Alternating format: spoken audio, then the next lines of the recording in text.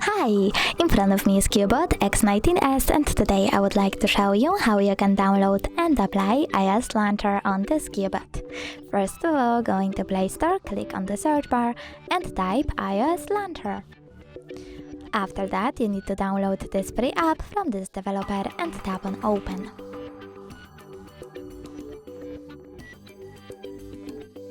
Now choose Allow and click Home button. After that, you need to click on iOS Launcher and select Always. Then click on Got it and OK. As you can see, Apple Layout was applied successfully on my Android. Thanks so much for watching. If you enjoyed this video, don't forget to leave a like, comment and subscribe. Bye!